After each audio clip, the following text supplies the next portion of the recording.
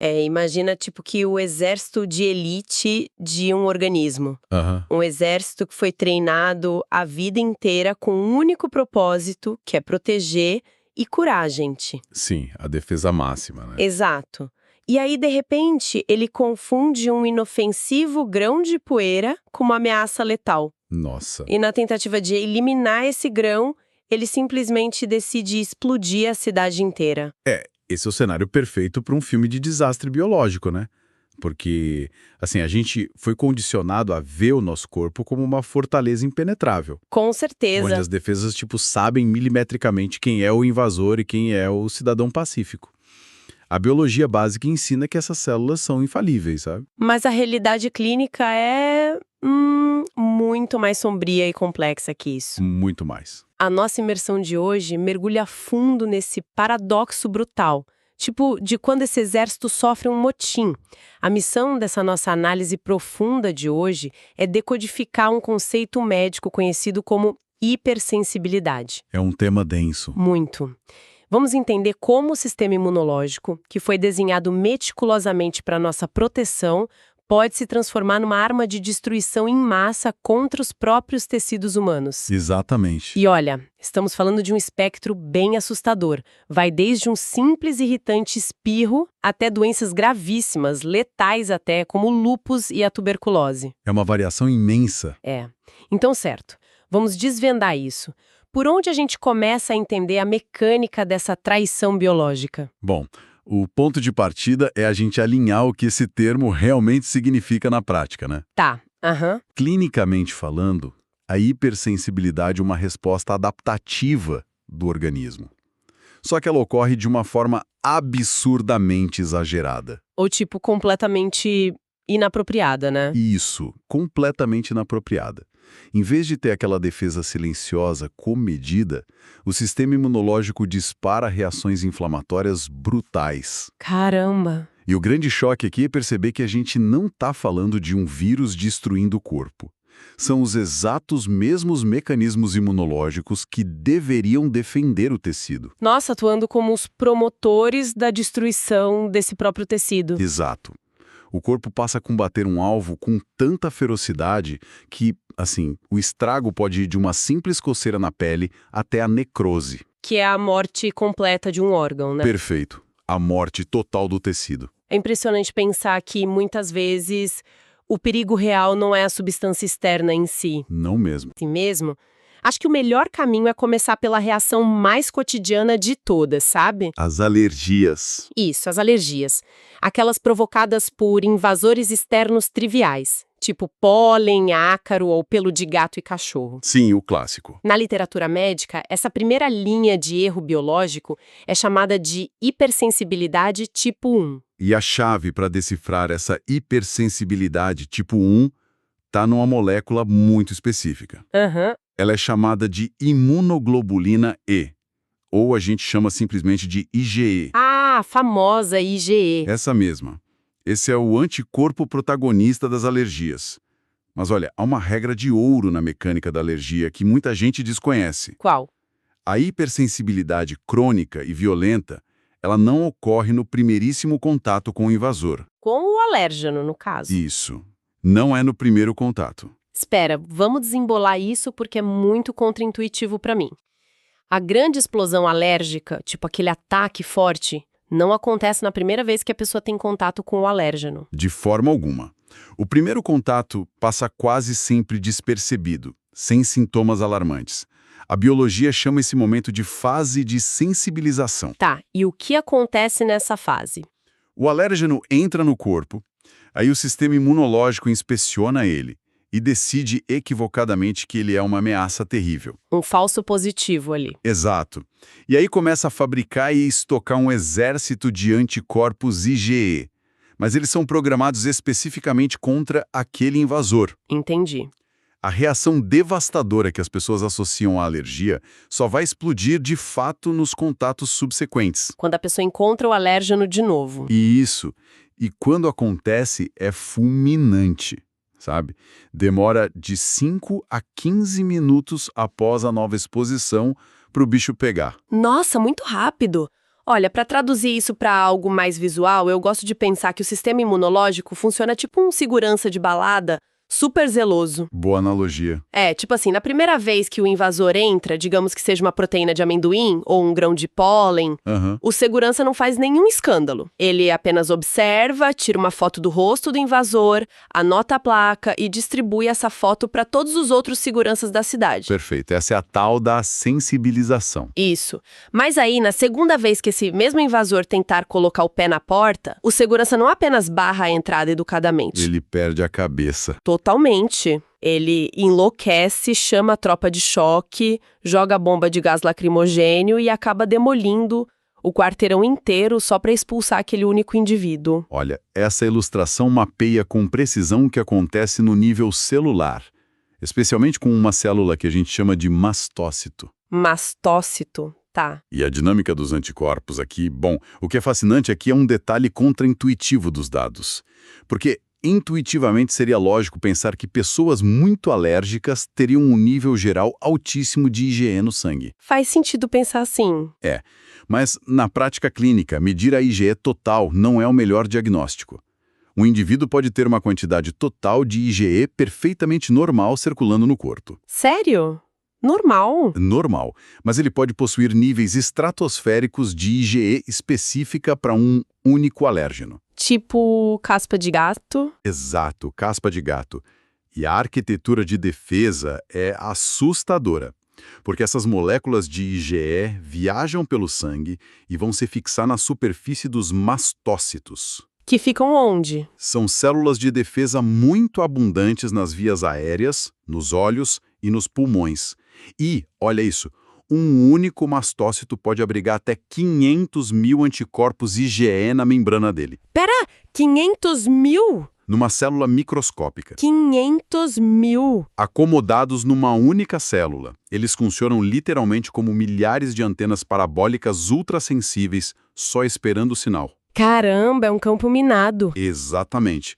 Quando a pessoa respira a caspa do gato novamente, o alérgeno entra e se liga a essas antenas. Esse simples contato físico é o gatilho. E aí a bomba explode. O mastócito que estava lá quieto descarrega imediatamente uma tempestade de substâncias químicas. A histamina é a principal. Ah, daí que vem os anti-histamínicos que a gente toma. Isso. Isso desencadeia a fase inicial da reação, que dura cerca de 1 hora, mais ou menos. Os vasos sanguíneos se dilatam, os capilares começam a vazar líquido para os tecidos. Nossa! E a musculatura lisa sofre espasmos. É por isso que o nariz escorre, o olho incha, a pessoa espirra sem parar. Mas, pelo que eu vi, a biologia não para aí, né? Tem uma segunda onda. Vem, a fase tardia. A fase onde o estrago se consolida de verdade, porque analisando as anotações clínicas, essa fase tardia dura dias. Não é mais apenas a histamina agindo ali rapidinho. Não, a coisa fica mais pesada. O corpo recruta outras células de defesa pesadas para a área, tipo eosinófilos e neutrófilos. O problema é que essas células liberam enzimas que causam destruição real do tecido local, né? Isso, o tecido sofre dano físico. Mas, conectando os pontos aqui, se essa reação tipo I local, tipo uma rinite alérgica chata ou uma coceira no olho, é a tropa de choque agindo num único cômodo do corpo. Certo. O que acontece quando esse alarme de incêndio biológico soa no prédio inteiro simultaneamente? Aí, minha amiga, é o momento em que a gente cruza a linha da alergia localizada para o aterrorizante cenário das reações sistêmicas. Onde a coisa fica perigosa de verdade. Muito perigosa. O grupo de alergias tipo I se bifurca aqui. De um lado, existe a atopia, que é uma propensão genética. Indivíduos atópicos têm uma tendência hereditária de criar IgE contra múltiplos antígenos do ambiente. Aquela pessoa que tem asma crônica, rinite, dermatite, tudo junto. Isso. Vivem com isso. Agora, do outro lado, temos o extremo oposto da gravidade, que é a anafilaxia. A anafilaxia. É a reação sistêmica explosiva a coisas muito específicas. Veneno de abelha, látex, penicilina ou até frutos do mar. O temido choque anafilático. Olha, os sintomas relatados na literatura médica parecem saídos de um pesadelo. São bem drásticos. Estado de choque profundo, queda abrupta e violenta da pressão arterial, aquele edema de glote que asfixia a pessoa em minutos. Perda de consciência também. Sim, perda de consciência. Mas aqui é onde a coisa fica realmente interessante pra mim. Se formos pensar pela ótica fria da evolução humana, tipo, por que diabos a biologia arriscaria matar o próprio hospedeiro? É uma ótima pergunta. Fechando a garganta e colapsando o coração a níveis fatais só por causa de uma picada de abelha? Sinceramente, parece um erro de engenharia terrível. Parece mesmo. O sistema deveria nos manter vivos, não nos estrangular de dentro para fora. O que a gente vê na anafilaxia é a biologia operando sem absolutamente nenhum freio, sabe? Essa falha de engenharia acontece porque a reação perdeu seu limite geográfico. Como assim limite geográfico? Em choque anafilático, o alérgeno consegue penetrar rapidamente na corrente sanguínea geral, em vez de ativar só os mastócitos lá do nariz ou da pele. Ele ativa todos de uma vez? Simultaneamente.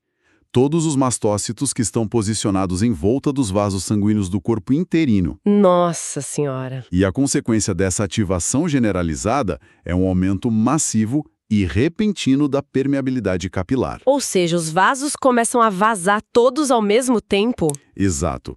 Em termos de mecânica dos fluidos, a água do sangue começa a escapar freneticamente para os tecidos em volta. Se o volume de líquido dentro das veias despenca, a pressão arterial sofre um colapso imediato. Que é o tal do choque circulatório. Isso. O sangue simplesmente para de chegar no cérebro e nos órgãos vitais. E, ao mesmo tempo, todo aquele líquido que vazou faz com que os tecidos em volta inchem de forma descontrolada. Daí vem um edema de glote. Exatamente. O inchaço rápido lá nos tecidos da garganta. A resposta defensiva é tão absurdamente expansiva que a estrutura do próprio corpo não suporta a física da coisa. É de gelar a espinha, perceber como a velocidade desse mecanismo tipo I pode ser mortal. É brutal. Mas até agora, a nossa análise teve focada em ameaças que vêm de fora, né? Pólen, veneno, látex. Sim, coisas do ambiente. O cenário toma um rumo muito mais trágico quando o sistema imunológico enlouquece a ponto de confundir as células do nosso próprio corpo com inimigos estrangeiros. Aí o jogo muda de figura. Deixamos o território das alergias externas para trás e entramos no campo minado das doenças autoimunes e das reações sanguíneas catastróficas. Exato. É a transição para as hipersensibilidades tipo 2 e tipo 3, o verdadeiro fogo amigo interno. E a brutalidade desse fogo amigo, ela muda de forma dependendo do armamento que o organismo utiliza. Na hipersensibilidade tipo 2, que a clínica chama de citotóxica, a IgE sai de cena completamente. Ah, não é mais a IgE. Não. A mediação passa a ser feita por outros anticorpos, o IgG e o IgM. E o alvo dessa artilharia muda drasticamente, sabe? Para onde vai? Esses anticorpos sofrem uma espécie de pane no reconhecimento. Eles começam a marcar moléculas que estão presentes na superfície das nossas próprias células normais e saudáveis. Meu Deus! Tratando elas como se fossem bactérias invasoras. E como essa destruição acontece na prática, assim? O anticorpo vai lá e se gruda na nossa própria célula, acionando um alarme químico. Esse alarme ativa a cascata do complemento. Que nome bonito, mas o que é isso? Para simplificar, é basicamente um esquadrão de proteínas mortais, que viajam inativas no sangue. Quando elas são ativadas por esse anticorpo, elas se unem como peças de Lego para perfurar fisicamente a membrana da célula-alvo, fazendo com que ela vaze e exploda. A biologia chama isso de lise. Que fim trágico para uma célula saudável. E não para por aí. Esse alarme também atrai os fagócitos, que são células que literalmente engolem a célula marcada. A gente vê esse processo devastador na anemia hemolítica, por exemplo. Onde os glóbulos vermelhos são executados. Isso, sumariamente executados pelo próprio corpo. E também naquelas reações gravíssimas de incompatibilidade quando alguém recebe uma transfusão de sangue errada. Olha, para quem nos acompanha tentar separar visualmente esses dois mecanismos terríveis de autossabotagem, o tipo 2 e o tipo 3. É bom diferenciar. Eu gosto de pensar dessa forma. O tipo 2, que a gente acabou de descrever, É como um franco-atirador cirúrgico. Perfeito. O anticorpo coloca um alvo a laser diretamente na superfície de uma única hemácia específica para que o esquadrão de proteínas vá lá, perfure e destrua ela. Bem focada. Já o tipo 3 opera de uma forma totalmente diferente, né? Ele é menos um ataque direcionado a uma célula e mais um subproduto de um caos generalizado. Isso. É como se houvesse uma manifestação gigantesca nas vias públicas do corpo humano. Onde, no caso, os antígenos e os anticorpos estão se aglomerando em massa e causando um tumulto enorme. Exatamente isso. E o problema real nem é o protesto em si, mas as toneladas de lixo que a multidão deixa para trás espalhadas. E esse lixo começa a entupir as ruas e os encanamentos da cidade. Essa é uma excelente forma de ilustrar a hipersensibilidade mediada por imunocomplexos. O lixo biológico dessa sua analogia são justamente os imunocomplexos. Os aglomerados. Isso. Eles são estruturalmente aglomerados gigantescos de antígenos grudados em anticorpos e naquelas proteínas do complemento. Como eles são muito pesados e insolúveis, não conseguem ser eliminados facilmente. Eles ficam presos, então. Ficam flutuando pela corrente sanguínea até encalharem. Eles se depositam nas paredes dos vasos, nas articulações e, criticamente, nos rins. Nossa, nos rins é perigoso. Muito. E o desastre acontece quando as equipes de limpeza do corpo, os neutrófilos, chegam ao local para tentar desobstruir a via. Como o bloco de lixo é muito grande para ser engolido, o neutrófilo entra em desespero. E faz o quê? Ele começa a disparar lança-chamas químicos no ambiente, liberando enzimas digestivas e radicais livres. Eles tentam derreter o lixo, né? Mas acabam derretendo o próprio asfalto e os prédios ao redor. Nossa. Ou seja, destroem a cartilagem, os vasos e os tecidos sadios onde o lixo estava ali encostado. E quando a gente conecta essa mecânica microscópica com as doenças reais dos pacientes, é de quebrar o coração. É muito triste. Tipo na artrite reumatoide. Esses imunocomplexos se depositam sorrateiramente nas articulações e o fogo amigo da equipe de limpeza destrói implacavelmente a cartilagem e o osso, causando dores e aquelas deformidades crônicas. É debilitante. E se conectarmos isso com o quadro geral do lúpus eritematoso sistêmico, o quadro ganha contornos ainda mais assustadores. Por quê? Porque no lúpus, o sistema imunológico ataca os próprios constituintes das células, incluindo o núcleo e o DNA, que ficam expostos quando as células se renovam ou morrem. Então o corpo passa a criar imunocomplexos contra a sua própria essência genética. Meu Deus, contra o próprio DNA. E por que o lúpus afeta tantos rins? É puramente arquitetórico. Os glomérulos renais funcionam como filtros microscópicos de alta pressão para limpar o sangue. Tá. Quando esse sangue está cheio de imunocomplexos pesados, eles inevitavelmente ficam presos nas malhas finas desse filtro, e aí a inflamação que se segue destrói a capacidade de filtração do rim. Faz todo sentido. E além do lúpus no tipo 3, a gente tem exemplos do tipo 2 agindo em condições como o vitiligo, sabe? Ah, o vitiligo é tipo 2. Onde o ataque focado daquele seu franco-atirador é direcionado especificamente aos melanócitos, destruindo as células que produzem o pigmento da pele. Caramba! São pilares fundamentais da identidade e do funcionamento biológico que são marcados para uma destruição indiscriminada. Exatamente. Olha, olhando para essas anotações, a gente começa a notar um padrão claro nas hipersensibilidades do tipo 1, 2 e 3.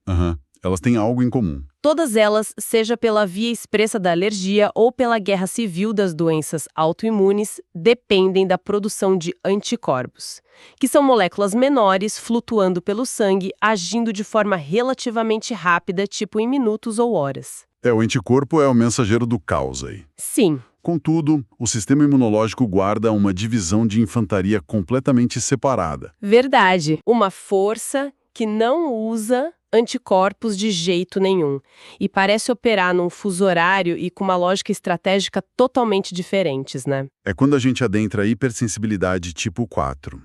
A nomenclatura clínica já nos dá a dica, sabe? Ela é chamada de hipersensibilidade celular ou tardia. Celular ou tardia, tá. O divisor de águas aqui é que ela não é terceirizada para anticorpos flutuantes. A reação é mediada corpo a corpo por células vivas, Quais células? mais especificamente pelos linfócitos T. Essa resposta não se limita a causar um espasmo muscular ou vasovazamento. Ela pode infiltrar e destruir qualquer tecido sólido do corpo. Uau! E tem um adendo crucial para a prática clínica. Essa reação mediada por células não pode ser revertida por tratamentos comuns de dessensibilização, como os que os médicos tentam nas alergias do tipo 1. Não funciona igual. A lista de exemplos dessa resposta celular traz coisas que muita gente já viveu na pele, literalmente. Sim, bem comuns. A famosa dermatite de contato, quando aquele simples toque constante numa bijuteria de níquel ou contato com certas plantas faz a pele inflamar, descamar e criar bolhas. Aquele brinco que dá alergia, exato. Isso, mas o que mais me intriga nesse mecanismo é o relógio interno dele. As fontes indicam que o tipo 4 tem um período de latência. Ele demora de 24 a 48 horas. De 1 a 2 dias. Isso, para se manifestar plenamente. Então, o que tudo isso significa para o tempo de reação? Se não há anticorpos flutuando livremente para soar o alarme na hora, por que essa reação leva dias para aparecer? O atraso se resume à pura logística militar do corpo. Como não existem mísseis pré-fabricados de anticorpos esperando ali no local da invasão. Tá. O processo depende de comunicação química e de um deslocamento físico de tropas pesadas. O linfócito T precisa primeiro patrulhar e encontrar a área afetada. Ele tem que ir até lá. Fisicamente, ele precisa encostar no antígeno, fazer o reconhecimento e só depois dessa checagem corpo a corpo, ele começa a secretar uns comunicadores químicos que a gente chama de citocinas. Ah, citocinas são tipo os sinalizadores de recrutamento? Perfeito, é isso mesmo. Essas citocinas caem na circulação e enviam um sinal SOS pedindo reforços pesados. Para quem? Principalmente para os macrófagos, que são umas células gigantes de defesa. E aí, olha o trabalho. Esses macrófagos precisam receber o sinal, entrar nos vasos sanguíneos, viajar fisicamente pela circulação até o local inflamado. Nossa, é uma viagem. Sim. Aí eles saem do vaso sanguíneo, se acumulam no tecido para só então começar o combate e a destruição. É o tempo desse recrutamento físico, dessa marcha lenta até o local da infecção, que explica esse período latente de 1 a 2 dias. Entendi. Tem todo um trânsito biológico aí. E tem um motivo evolutivo brilhante para isso. Esse processo é lento porque não é uma resposta de pânico superficial igual à alergia, sabe? É uma operação de cerco estrutural. Cerco estrutural. O corpo leva dias para construir tijolo por tijolo celular, uma espécie de prisão ao redor do invasor resistente, formando o que chamamos de granuloma. Uau, então é uma marcha lenta, destrutiva e altamente estratégica, né? Muito estratégica. E para entendermos a força avassaladora dessa resposta mediada por células, a gente precisa olhar para o campo de batalha definitivo do tipo 4. Com certeza. Precisamos olhar para o micro-organismo que, ao longo da história humana, melhor aprendeu a hackear e usar esse exato mecanismo a seu favor, causando uma devastação em escala global. Exato. Que é o terrível bacilo de Koch, o agente causador da tuberculose. A famosa infecção pelo Mycobacterium tuberculosis. Essa bactéria tem uma história profunda na medicina, né? Ela foi isolada e descrita em 1882 pelo bacteriologista Robert Koch. Daí um nome. Isso. E, curiosamente, foi o próprio Koch quem observou e relatou primeiro a mecânica da hipersensibilidade celular em pacientes infectados. Ele notou que injetar uma proteína da bactéria, a tuberculina, sob a pele causava uma vermelhidão e um endurecimento tardio no local. O famoso teste. Exato. Essa observação brilhante deu origem ao teste PPD, ou teste de Mantoux. É uma ferramenta epidemiológica inestimável que a gente usa até hoje para mapear quem já foi sensibilizado pelo bacilo. E o modo de contágio dessa doença, sério, é uma aula de sobrevivência biológica por parte da bactéria. É assustador. Uma pessoa saudável inala gotículas de secreção invisíveis eliminadas no ar quando um paciente infectado simplesmente tosse, espirra ou fala. A questão aterrorizante para mim é que essas gotículas não caem no chão imediatamente, né? Não, elas ficam lá. Elas são tão leves que podem sobreviver dispersas e flutuando no ar de um ambiente fechado por horas a fio, e dependem puramente da ausência de luz solar direta para se manterem viáveis. É o perigo dos ambientes mal ventilados. Pois é, aí a pessoa respira aquele ar viciado e a micobactéria desce silenciosamente e se implanta nas profundezas dos alvéolos pulmonares. E para se ter uma ideia do impacto colossal disso no mundo real, a gente precisa olhar para as estatísticas, né? Não apenas como números, mas como retratos da sociedade mesmo. Com certeza. Se a gente analisar os dados da Organização Mundial da Saúde no início da década de 90, a gente estava lidando com uma estimativa de quase 8 milhões de novos casos de tuberculose ativa no mundo, num único ano. 8 milhões, meu Deus! E se olharmos para os registros do Brasil em 98, as taxas apontavam 51,3 casos para cada 100 mil habitantes. Isso é muito alto. Com picos alarmantes em áreas confinadas como prisões superlotadas, lares de idosos, além de incidências gravíssimas nas regiões Norte e Nordeste. Quando a gente traduz esses números, fica evidente que a tuberculose é muito mais do que uma batalha travada pelas células T lá nos pulmões. Tem todo um fator social. Ela é uma doença que serve como um espelho de raio-x das fraturas sociais. Ela mapeia perfeitamente as rotas da desigualdade, prosperando na pobreza crônica, na desnutrição, naquelas moradias precárias sem ventilação e no colapso sistêmico da saúde pública. Totalmente ligada à vulnerabilidade. E esse pico de casos dos anos 90 não foi uma coincidência temporal. Ele estava umbilicalmente ligado a outra catástrofe imunológica global. A explosão da epidemia de AIDS. Isso, o que nos força a entender a arma mais silenciosa da tuberculose, a latência.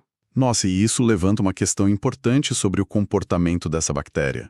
Porque esse é, indiscutivelmente, o aspecto mais angustiante dela. Como ela age. Quando a infecção primária ocorre, se o sistema imunológico do hospedeiro estiver forte e competente, a reação celular do tipo 4 entra em ação, cerca a bactéria e constrói aquele granuloma que a gente mencionou. A prisão de células. A prisão. Mas, frequentemente, ela não mata o bacilo.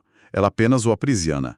A bactéria entra em estado de latência. Ela fica lá dormindo. Fica ali, viva, dormente, encurralada no tecido pulmonar, contida unicamente pelo esforço diário e contínuo das defesas imunológicas. É uma guerra fria biológica, mantida no escuro do peito, sabe? Nossa! E o bacilo de Koch tem toda a paciência do mundo. Ele pode esperar por décadas. É literalmente uma bomba relógio biológica. Exato. Se em algum momento no futuro esse sistema de defesa falhar, envelhecer ou for destruído por outra doença, como foi o caso da devastação das células T causada pelo vírus HIV, lá na epidemia de AIDS, a muralha cai. E o bacilo acorda. A bactéria latente percebe a queda da vigilância, acorda do seu torpor e retoma a multiplicação e o ataque, causando a forma ativa e destrutiva da tuberculose. O sistema imunológico que outrora a conteve não consegue mais segurar a linha de frente.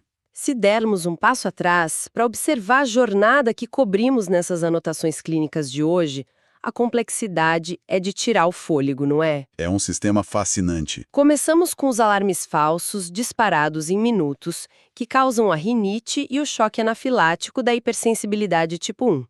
Depois, mergulhamos nas engrenagens desgovernadas e trágicas das doenças autoimunes. A verdadeira guerra civil dos tipos 2 e 3. Onde o corpo derrete as próprias fundações na tentativa de limpar o lixo imunológico. E fechamos com as operações militares lentas, estruturais e sociológicas travadas contra micróbios altamente pacientes pela infantaria do tipo 4. É um sistema deslumbrante na sua arquitetura, sabe? Porém, assustadoramente imperfeito e, por vezes, letal. É o paradoxo definitivo do nosso organismo. Uma máquina formidável que nos permite sobreviver a um mundo hostil, mas que exige caminhar perpetuamente sobre o fio da navalha. Equilibrando-se entre a proteção meticulosa e o fogo amigo inflamatório, né? Perfeito. E para coroar essa nossa análise profunda na dualidade das nossas defesas, há um pequeno parágrafo perdido nas anotações de hoje que não sai da minha cabeça. Qual? O texto descreve o ciclo da infecção respiratória e afirma de forma muito categórica que, após a transmissão do bacilo da tuberculose, 4 situações diferentes podem ocorrer dentro do corpo. 4 situações? Sim, 4. Mas, de forma quase cruel, o autor só descreve o final feliz da primeira situação, dizendo apenas: Situação 1. O indivíduo, através de suas defesas, elimina o bacilo. Ponto. Ele silencia completamente sobre o resto. Que mistério, né? Deixou em aberto. Muito. O que me obriga a deixar uma provocação final para quem nos escuta refletir ou pesquisar depois. Quais seriam exatamente os outros 3 destinos sombrios que o documento escolheu não detalhar nessa lista? Boa pergunta. Fica o aviso amargo. Da próxima vez que alguém tossir pesado num ambiente fechado e sem ventilação, é bom ter em mente que a biologia tem mais 3 cenários complexos desenhados para aquele bacilo invisível quando ele atingir os pulmões de quem respira aquele ar. É verdade. E podemos garantir que nenhum desses 3 cenários envolve as nossas defesas vencendo a batalha de forma limpa no primeiro round. Continuem investigando o mundo ao redor, questionem sempre as certezas que parecem simples demais e nunca deixem de se fascinar com as guerras secretas e perigosas que acontecem todos os dias sob a nossa própria pele. Até a nossa próxima análise.